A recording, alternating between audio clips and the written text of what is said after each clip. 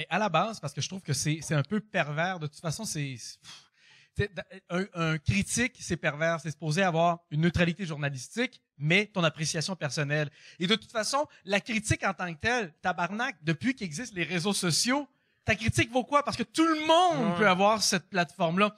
C'est ça qui... Oui, ça l'affecte plus la vente des billets. À l'époque, ça l'affectait pour vrai. Là, mais justement, The Rock s'était fait démolir, là, que le dernier film c'était démolé par les critiques, puis après ça, le public a dit « Ah, c'est bon, puis l'affaire des Rotten Tomatoes, 90% du public triple là-dessus, tac, puis finalement, Chris, il a vendu ses billets. Là. Moi, j'avais déjà eu un problème avec une journaliste qui avait fait une critique d'un de mes premiers passages. Tu sais, puis surtout, attention, là, les journalistes critiques, prenez donc soin du monde, asti, que ça fait 1 ou 2 shows qu'ils font de manière professionnelle.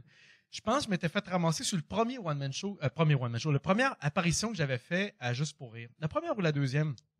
Et c'est justement de là qu'on disait, les gens se sont levés, standing ovation, nous n'avons pas compris pourquoi. Puis Chris, que ça te démolit, je fais, c'est la deuxième apparition télé que je fais de ma vie.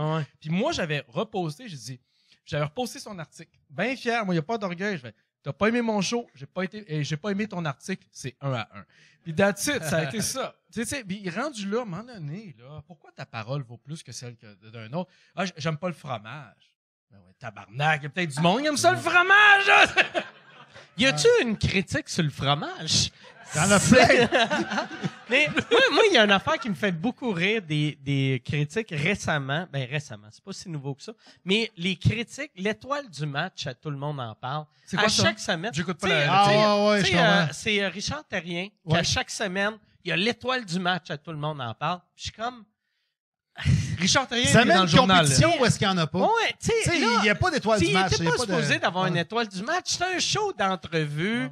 Pourquoi? On s'en calisse. Il y a une couple d'années, il avait fait un rating de ceux qui avaient le plus d'abonnés sur Facebook. Tu sais, à un moment donné, tabarnak, il y a pas une guerre quelque part, il y a pas quelque chose qui se passe, t'as pas d'autre chose à couvrir. Ça, on appelle ça des marrons, là. À chaque année, au printemps... Je pense que c'est un haut au lieu du A.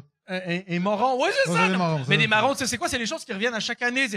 L'eau monte, il va neiger à l'Halloween. C'est ça. Tu sais, écoute, le printemps va être doux. Il y a beaucoup de neige. La première neige, ça, c'est un marron. Honnêtement, moi, je fais une gageure. On est quoi? 22 janvier 2023. Je te garantis que en moins de 7 ans, il n'y a plus de critiques. Moi, je te garantis une autre affaire. Je te fais une autre prédiction. Dans 100 ans, je serai mort. Voilà. Moi, je pense...